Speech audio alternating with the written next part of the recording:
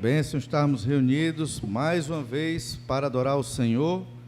Temos estudado no livro de Atos, hoje Atos 17, sobre a contextualização do Evangelho para a cultura atual. Muito importante nós sabermos pregar a mensagem do Evangelho de modo que ela seja compreendida. E aqui fica até um alerta aos jargões evangélicos. Você pode usar jargões evangélicos ao evangelizar e as pessoas não vão entender o que você está dizendo, não é verdade?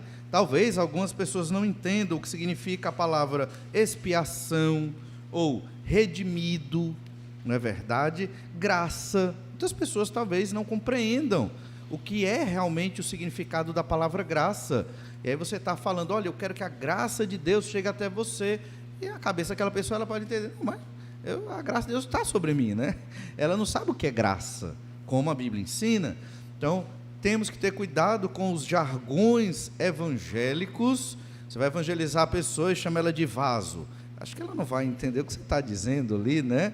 Não sei. Então, temos que contextualizar. Só que eu falei aqui no nível bem leve de contextualização. Hoje nós vamos ver como o apóstolo contextualizou a mensagem do Evangelho na cultura mais sofisticada da sua época, na cultura grega e lá no Areópago, em Atenas. A gente pode dizer que, digamos, é como se ele estivesse na universidade mais importante do mundo, com as mentes mais brilhantes do mundo, ouvindo a pregação do Evangelho. Era mais ou menos o que estava acontecendo ali, quando o apóstolo Paulo foi no Areópago tratar sobre questões da vida para os epicureus e os estoicos, que eram pensadores e filósofos gregos, e bem distantes das mitologias. Eles estavam mais ligados às filosofias do que às mitologias. E nós vamos ler então Atos 17, verso 15. Vamos ler do verso 15 para contextualizar, mas vamos nos deter no verso 22 em diante. Atos 17, 15 diz assim: os responsáveis por Paulo levaram-no até Atenas e regressaram trazendo ordem a Silas e Timóteo para que o mais depressa possível fossem ter com ele. Paulo ficou lá em Atenas e nós observamos nos primeiros versículos a revolta dele contra a idolatria e o pecado. E foi isso que o motivou. Foi uma revolta, uma indignação com tanto pecado e com tanta idolatria. Se um dia você ficar indignado, revoltado contra o pecado, não pense que você está pecando. Você realmente deve ficar indignado e revoltado contra o pecado. E logo depois deve vir outra atitude, o amor pelos perdidos. Você se indigna com o pecado, aí quando você lembra das pessoas, estão perdidos. Lembre de Jesus quando estava entrando em Jerusalém, ele chorou. Por quê? Porque os judeus lá em Jerusalém eram ovelhas perdidas como que não tem pastor. É assim que você olha para as pessoas. As pessoas sem Jesus Cristo são ovelhas perdidas, fazendo pecados terríveis. Você se indigna contra o pecado, mas ao mesmo tempo são ovelhas perdidas sem um pastor. Eu vou apresentar o supremo pastor para estas ovelhas, que é Jesus Cristo. Então, Paulo revoltado contra a idolatria, verso 16: enquanto Paulo os esperava em Atenas, o seu espírito se revoltava em face da idolatria dominante na cidade, por isso dissertava na sinagoga, entre os judeus e os gentios piedosos, também na praça todos os dias, entre os que se encontravam ali. E alguns dos filósofos, epicureus e estoicos, contendiam com ele, havendo quem perguntasse: que quer dizer esse tagarela? E outros: parece pregador de estranhos deuses, pois pregava Jesus e a ressurreição. Então, tomando-o consigo, o levaram ao Areópago, dizendo: poderemos saber que nova doutrina é essa que ensinas? Posto que nos trazes aos ouvidos coisas estranhas, queremos saber o que vem a ser isso. pois todos os de Atenas e os estrangeiros residentes de outra coisa não cuidavam, senão dizer ou ouvir as últimas novidades. Revolta contra a idolatria do pecado, Paulo pregando o evangelho ali, começou na sinagoga, depois provavelmente expulso, foi para a praça, e então, no meio da rua, foi confrontado com os epicureus. E nós vimos, domingos atrás, quem eram os epicureus. Eles eram meio que deístas, eles não criam tanto numa influência divina, e acreditavam num prazer mental, não num prazer físico. Eles buscavam essa ideia do prazer mental, assim, era o epicurismo. Então tem muitos elementos que nós estudamos da outra vez. E vimos também os estoicos, e chegamos à conclusão de que Paulo provavelmente fora um estoico, além de rabino, antes de se converter. Então, ele teve uma grande influência do estoicismo, e vimos como ele pregava o evangelho numa linguagem que fosse possível dos estoicos compreenderem. Não quer dizer que ele adaptava o evangelho ao estoicismo, é diferente. Você pegar o cristianismo e adaptar a outra religião, é o que a gente chama de sincretismo. Não é isso que Paulo está fazendo aqui, e não é o que nós devemos fazer, mas nós temos que pegar o cristianismo e lançar as bases corretas dentro dos outros pensamentos. Muitas vezes, vou dar um exemplo muito claro aqui no nosso Brasil. O país tem boa parte da população conservadora. O que significa isso? População conservadora significa que é adepto de uma família tradicional, por exemplo, é contra o aborto, por exemplo, né? As questões polêmicas, né? E também não é muito voltado, obviamente, para a questão do homossexualismo. São os conservadores, certo? Isso parece muito com os crentes evangélicos, não é verdade?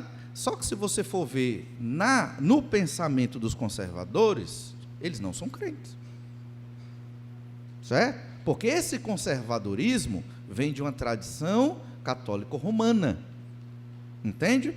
Porque o que é ser conservador? É seguir uma tradição, isso é ser conservador. O ser conservador no Brasil é uma coisa, o ser conservador nos Estados Unidos é outra coisa, porque segue outra tradição. Quando você é conservador na Rússia, você segue outra tradição. O conservador segue uma tradição que impera e domina. Não quer dizer que é a mesma tradição de outras culturas. Coube que, por conta do catolicismo romano, seguir alguns aspectos éticos da Bíblia. Eles não seguem o fundamental, mas seguem alguns aspectos éticos, defendendo uma família, mais ou menos, hoje está meio complicado, né? Mas tentando defender uma família tradicional, catolicismo e tudo. Então, acabou que os protestantes no Brasil se viram parecidos com os conservadores, né? Mas não é a mesma coisa, certo? Então, o que é que faz? Quando eu vou pregar o evangelho para um conservador, eu vou usar a linguagem e o que ele entende, mas eu tenho que mostrar para esse conservador o quê? Por que você defende a família tradicional, um homem e uma mulher e seus filhos? Por quê? Talvez ele não saiba explicar, aí você entra com a Bíblia. É exatamente porque a palavra de Deus nos ensina que é um homem, uma mulher, seus filhos, essa é a família que Deus criou, e não tem outra, entende? O conservador talvez não saiba explicar isso, e aí você vem com o evangelho. Isso não é sincretismo, isso é uma forma de você apresentar o evangelho e dar base ao pensamento daquela pessoa, né, que ela estava, digamos, parcialmente correta. É o que Paulo está fazendo aqui com os estoicos lá no Areópago. Os estoicos tinham alguns pensamentos interessantes, mas com a base completamente errada, porque eles também não eram próximos do Senhor. A gente sabe que os estoicos, eles eram como panteístas, eles eram deterministas, eles não tinham tanta crença na imortalidade da alma, então tinham muitos problemas ali, além de buscar a apatia, que era aquela ideia de você não ser dominado pelas emoções. É interessante, né? Nós também não devemos ser dominados pelas emoções, mas não como os estoicos, mas como a Bíblia nos ensina. As emoções são fruto das nossas decisões a partir da palavra de Deus. Se as emoções forem a base das decisões da nossa vida, você vai ter muitos problemas. Se as emoções são fruto das suas decisões pela palavra de Deus, você vai ter muitas bênçãos. Assim eram epicureus e estoicos. E então Paulo está pregando para esse público. E aí chegamos no segundo aspecto do nosso texto. O primeiro foi a revolta contra a idolatria. O segundo, o Deus desconhecido precisa ser anunciado. Visto que são extremamente idólatras, eu vou apresentar o Deus desconhecido para estas pessoas. Atos 17, 22. Então Paulo, levantando-se no meio do Areópago, disse: Senhores atenienses, em tudo vos vejo acentuadamente religiosos. Ele falou a verdade, mas de uma maneira que fosse elogiosa para captar a atenção do seu público.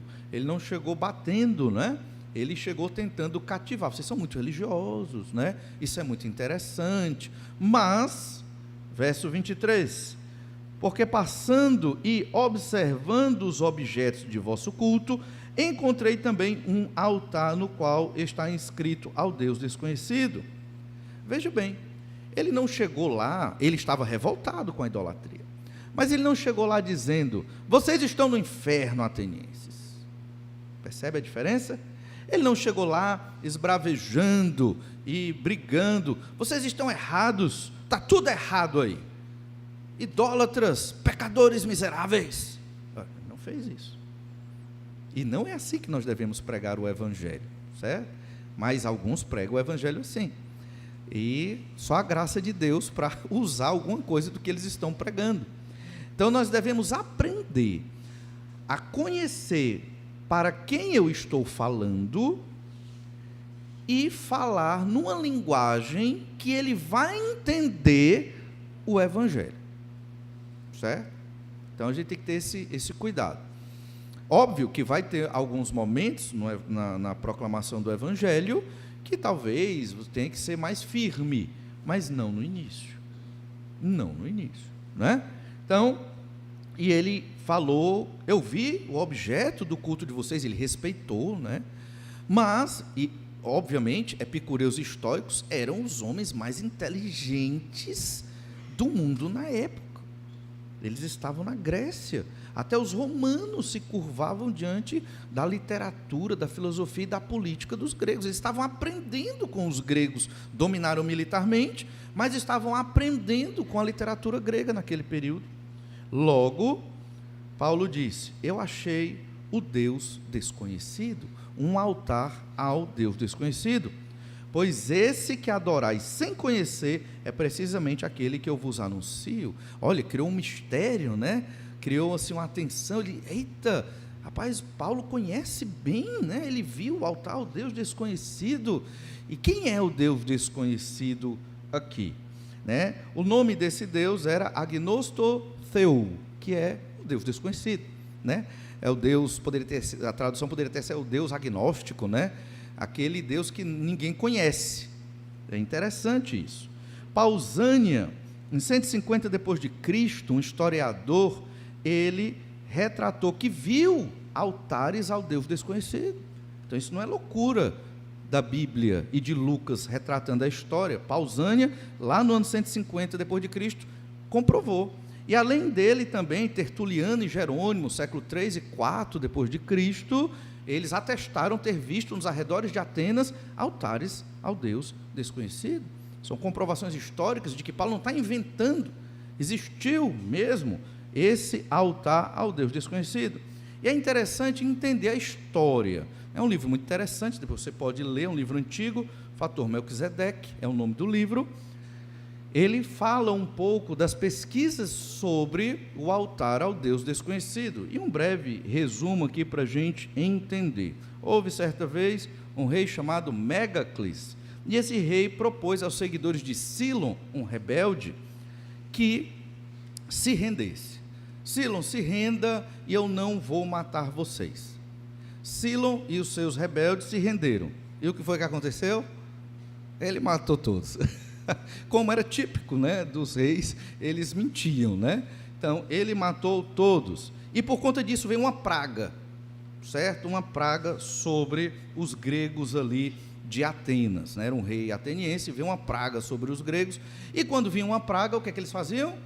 Apelavam aos deuses, né? Faziam sacrifícios aos deuses, para que essa praga se acabasse. Só que, mesmo após muitos sacrifícios e apelo a todos os deuses, a praga continuava, pelo erro do rei. E então eles chamaram Nícias, e Nícias consultou o oráculo de Pítias. Lembra onde ficava o oráculo de Pítias? Embaixo do templo de Apolo, onde lá tinham as pitonisas, que Paulo, por sinal, evangelizou uma, que se converteu há pouco tempo aqui, no livro de Atos, não é verdade? E então, o oráculo de Pítias mandou trazer da cidade de Knossos um homem chamado Epimênides.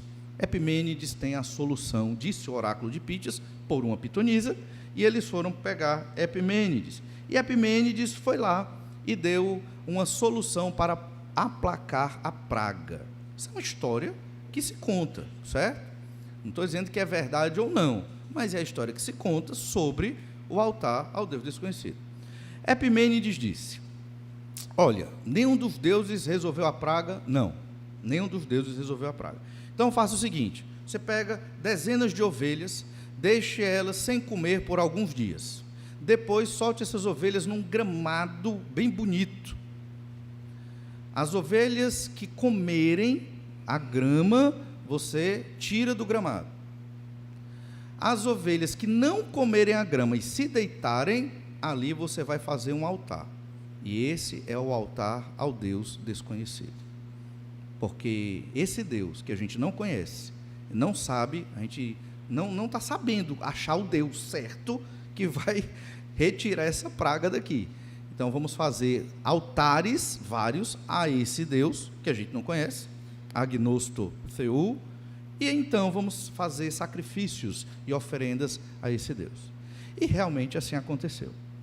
Passaram-se anos, né? A relva cobriu os altares, ficaram deteriorados, e lá na frente um sacerdote ateniense disse: não, olha, vamos restaurar aqui pelo menos um desses altares. E ficou restaurado um altar ao Deus desconhecido. E então chega Paulo. A tese dos missionários é que em toda cultura há um ponto de contato para você pregar o evangelho. Esse ponto de contato é algo que ele vai entender do evangelho.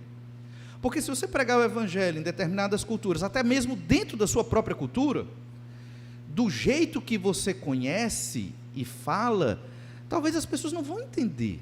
Você está falando o evangelho, mas a pessoa está entendendo outra coisa. Talvez você pregue o evangelho e a pessoa entenda que você é um conservador mau. Aí você não está transmitindo a graça de Jesus. Você entende? Nós defendemos princípios éticos que são frutos da Bíblia. Mas isso não é para entrar na pregação do evangelho agora. Você tem que falar da graça e do amor do Senhor Jesus Cristo, que morreu numa cruz pelos seus pecados. Como transmitir essa mensagem maravilhosa para pessoas que têm uma linguagem diferente da minha? Entende? Os mais adultos, os mais experientes, têm que usar a linguagem mais jovem, porque senão o jovem não vai entender, né? Os mais instruídos têm que usar a linguagem menos instruída, senão determinado grupo da sociedade, talvez analfabetos funcionais ou algo assim, não vão entender a mensagem do evangelho. E como eu disse no início, o jargão evangélico. Se você usar os termos técnicos, né, jargões evangélicos que a gente estuda na igreja ou até pega aí e for evangelizar uma pessoa, talvez ela não vá compreender. Então Paulo, ex-estoico, né, ex-rabino, e agora crente em Jesus, missionário e apóstolo, ele está contextualizando a mensagem do evangelho. E então a ideia é: atenienses, eu quero fazer conhecido a vocês o Deus desconhecido, que vocês adoram, está aqui o altar dele, mas que vocês não conhecem. Vocês querem conhecer esse Deus? Eles ficaram assim, foi incrível, né? Eles devem ter ficado assim: rapaz, queremos, quem é esse Deus? Depois, obviamente, eles se decepcionaram, porque era o Deus totalmente contrário à filosofia greco-romana. Totalmente contrário, né? Paulo então começa, Atos 17, 24. O Deus que fez o mundo e tudo que nele existe. Pronto, isso já foi um balde de água fria. Começou a derrocada. Começou bem. Paulo começou bem, mas quando ele falou isso, acabou-se tudo. Primeiro porque ele disse que tem um Deus. Então, nem estoicos e nem epicureus tinham uma crença assim forte numa divindade, né? Os estoicos eram meio que panteístas, tudo bem, mas tem um ser aí, mas um Deus que criou todas as coisas. Isso não era de acordo com nenhum pensamento grego da época. Existiam as cosmogonias, você pode até fazer uma busca no Google, cosmogonia, são várias abordagens mitológicas gregas sobre a criação do universo. Então é muito interessante. Existem cosmogonias mesopotâmicas, sumérias, babilônicas e dos gregos também. Como eles explicavam o surgimento do universo? Normalmente era uma luta entre os deuses, um deus era morto, um pedaço do deus virava o céu, o outro virava a terra. Assim era muitas vezes a explicação. E o ser humano? O ser humano era chamado de andrógeno, né? Platão dizia que havia o andrógeno, um ser de 2 cabeças, 4 braços e 4 pernas, que andava girando como uma estrela, né? E aí um dia um dos deuses se irou contra o andrógeno e o partiu no meio e o sentenciou a ficar procurando a sua metade por toda a vida. É romântico, né? Não bote isso nos votos do casamento, você que vai casar, porque, embora romântico, né, não reflete a doutrina cristã. E então Paulo disse: Deus que fez o mundo, tudo que nele existe, sendo ele Senhor do céu e da terra, não habita em santuários feitos por mãos humanas. Então, nesse versículo, e talvez Lucas sintetizou o discurso de Paulo, mas nesse versículo o apóstolo arrasa tudo. Os hebreus entendiam céu e terra era o universo. Os gregos entendiam o cosmos, é o universo. E você vê que Paulo usa o mundo, que é o cosmos, tudo, todas as coisas, e o céu e a terra, remontando ao pensamento do Velho Testamento, do Antigo Testamento. Mas o que ele está dizendo? Existe um Deus, e ele criou tudo. Rapaz, os estoicos epicureus se pularam, de tristeza, de raiva, já trilhando os dentes. É maluco, ensinando um absurdo desse.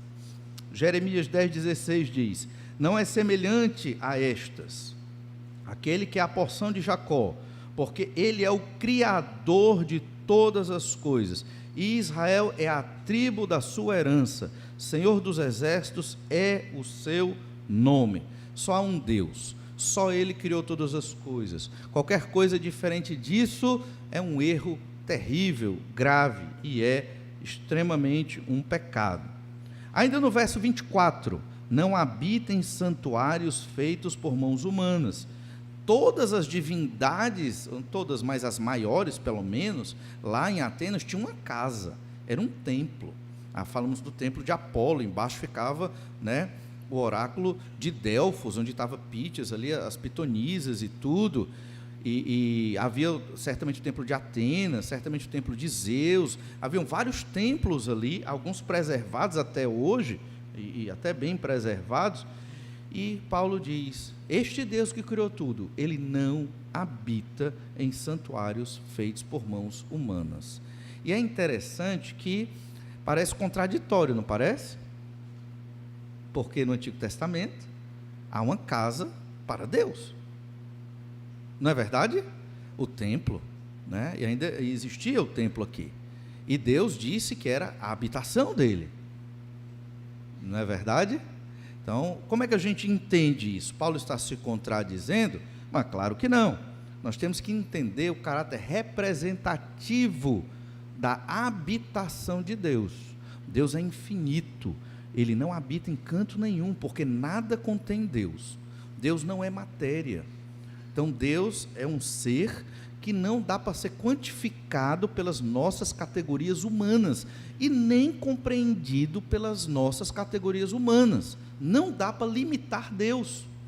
O que nós temos de Deus é uma revelação superficial que está na Bíblia Sagrada. A Bíblia não revela tudo que é Deus, mas o necessário para termos um relacionamento com Ele. Se talvez soubéssemos mais de Deus, enlouqueceríamos. Porque o Senhor é infinito. Isso é em tudo. Sabedoria, entendimento, conhecimento, poder, né? É esse Deus. Para esse Deus você cantou esta música hoje. Formiguinhas cantando uma música para Deus. Percebe? É assim que você tem que entender quem você é. Quem eu sou. Uma formiguinha diante do Senhor. Aí quando eu leio certas coisas na Bíblia, a ideia e a reação é temor e tremor, porque quem é Deus? E eu sou essa formiguinha.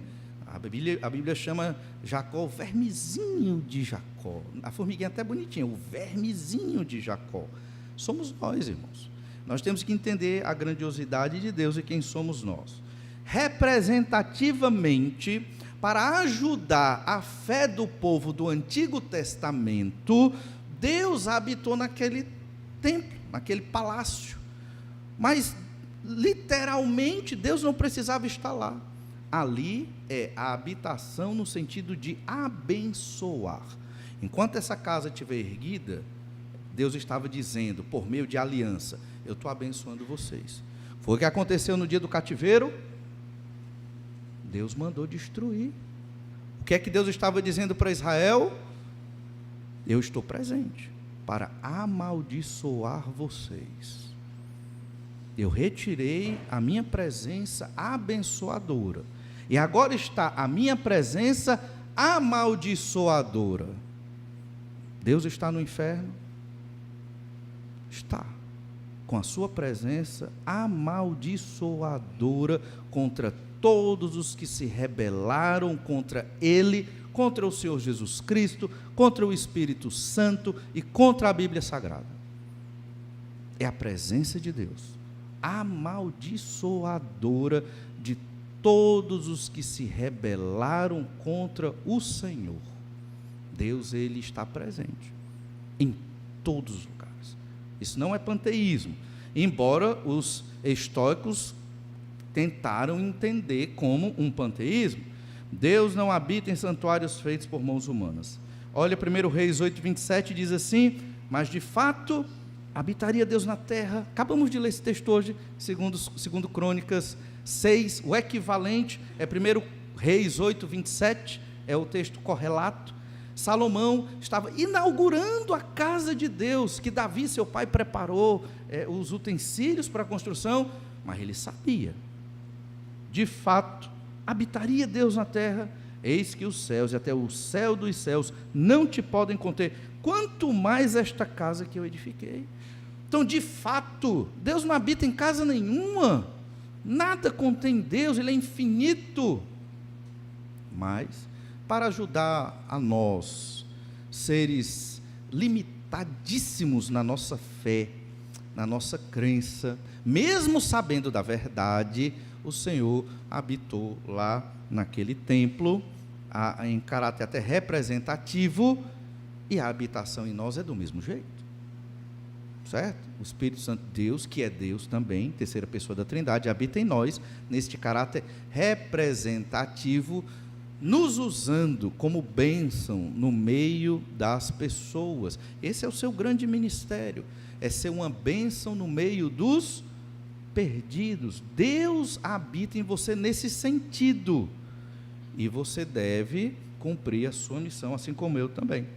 Os gregos então ouviram essas duas verdades chocantes: um só Deus criou todas as coisas, e Ele não habita nestas casas que vocês estão dizendo. Olha o verso 25: nem é servido por mãos humanas, como se de alguma coisa precisasse, pois Ele mesmo é quem a todos dá vida, respiração e tudo mais. Ou seja, Deus é a fonte e a origem da vida.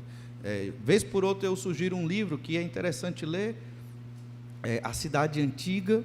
Ele trata dos aspectos religiosos da Grécia, de Roma e da Índia, e é um estudo antigo, de um francês, mas que ele compara essas religiões, e é muito parecido, e a lógica aqui como eu já falei em outra meditação, é que eles enterravam os mortos na sala de estar, e a terra ficava aparente mesmo, e ali eles colocavam comida para aquele morto, e a comida ia putrefando, né? Depois de uns dias, ou no mesmo dia, se ia ficando podre, e eles entendiam, está comendo, o morto está comendo a comida, e eles tinham um culto aos mortos, né? O culto aos antepassados, e era assim que eles expressavam esse culto. Isso se estendia às divindades. Você tinha que levar animais para sacrificar para essas divindades, porque elas precisavam comer. A lógica era essa. Elas precisavam ser agradadas, elas precisavam se alimentar, algumas até com vidas humanas. Isso nos cultos gregos. E então, por conta disso, eram mortos animais e pessoas ali. E Paulo está dizendo, ele não precisa de serviço humano. Deus não precisa ser alimentado. Deus não precisa do nosso cântico aqui. Deus não precisa. Deus não precisa desse culto que nós realizamos aqui. Deus não precisa disso. Deus não precisa de nada disso. Entende? Nós é que precisamos. Entende? Por isso que estamos na igreja, porque nós é que precisamos de Deus. Você vem para a igreja, você está demonstrando ao Senhor, mesmo que seu coração esteja cheio de coisas ruins, não importa, mas o que importa é que você está vindo, e você está dizendo para Deus, ao vir, Senhor, eu estou ruim, mas eu estou indo, crendo que o Senhor vai me purificar. Isso é o que importa. No dia a dia é do mesmo jeito, está ruim, pequei, problema, não sei o que, vou ler minha Bíblia. Senhor, estou sem cabeça, mas eu vou ler, porque o que importa é que eu estou buscando o Senhor, e eu vou tentar entender, mas às vezes a gente não consegue, mas eu vou. Deus quer isso de nós. A nossa adoração não é perfeita, o nosso culto não é perfeito, a pregação não é perfeita, a nossa atitude de adoração não é perfeita. Isso não quer dizer que vamos fazer relaxadamente, vamos fazer o melhor, mas ainda assim é muito, muito, muito imperfeito diante do Senhor. Então o que é que o Senhor quer? É a minha atitude, a minha devoção. Deus quer ver a formiguinha oferecendo o que ela tem de melhor. É isso que Deus quer. O vermezinho dando o máximo e não a sobra. Não importa qual é o máximo, porque o nosso máximo nem arranha a expectativa do Senhor, porque Deus nem tem expectativa de nós, porque somos muito ínfimos na nossa própria constituição como seres, certo?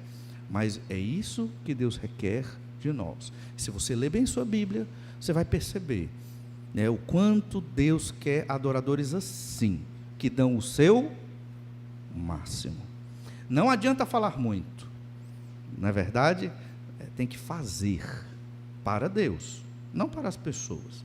Paulo estava ensinando isso. Não é servido por mãos humanas, como se de alguma coisa precisasse. Deus não precisa, pois Ele mesmo é quem a todos dá vida, respiração e tudo mais. Interessante que há uma analogia aqui, Deus dá vida, respiração e tudo mais. A palavra grega zoe, que é a palavra utilizada para vida, né? Ela é também a raiz da palavra Zeus, que é o grande Deus da mitologia do Olimpo. Então aqui é possível identificar no texto grego uma referência a Deus suprindo tudo o que vocês pensam que Zeus dá. Deus dá tudo o que vocês pensam que Zeus dá. Zeus não dá vida, respiração nem nada disso, mas Deus sim. Isaías 46:1 diz: Bel se encurva, Nebo se abaixa, os ídolos são postos sobre os animais, sobre as bestas, as cargas que costumáveis levar são canseira para as bestas já cansadas.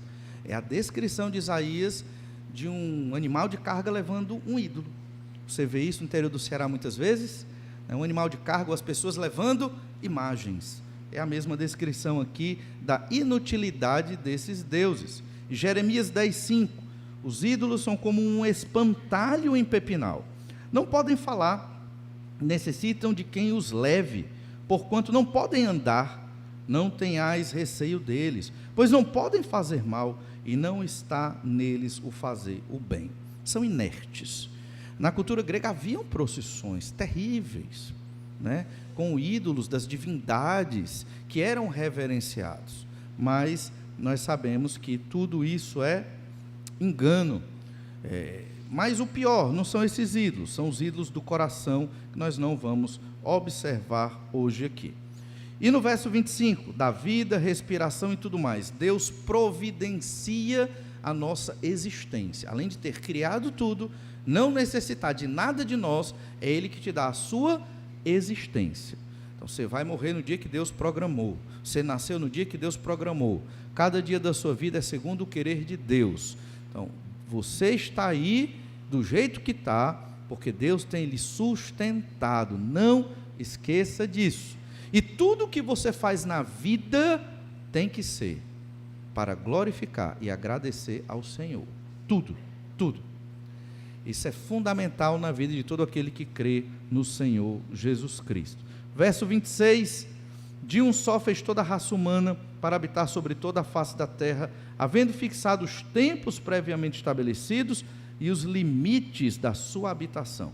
Deus cria as coisas a partir de Adão, que é uma referência a Adão, criou todas as coisas e criou Adão, não a partir, mas criou Adão, e Deus criou as leis que regem o universo. Aqui é uma referência às estações do ano, às leis naturais, aos limites do mar, e é muito bonito ler isso lá também no livro de Jó. E então, no verso 27, para buscarem a Deus, se porventura tateando possam achar, bem que não está longe de cada um de nós. E a gente encerra por aqui. O Senhor, Ele não está tão longe quanto eles pensam, e a prova é Paulo ali no Areópago, levando o Evangelho aos perdidos, intelectuais, extremamente inteligentes naquele período, naquela época, mas ainda assim perdidos nos seus pecados. Vamos orar para que Deus nos dê a capacidade, a habilidade de levar o Evangelho de modo contextualizado aos perdidos. Obrigado, Senhor, pela bênção de podermos meditar na Tua Palavra. Que o Senhor nos ajude a estarmos apresentando a Tua mensagem, de modo que chegue na mente das pessoas e elas entendam Tua maravilhosa graça em Jesus Cristo. Que eu te peço, ó Deus, em nome de Jesus. Amém.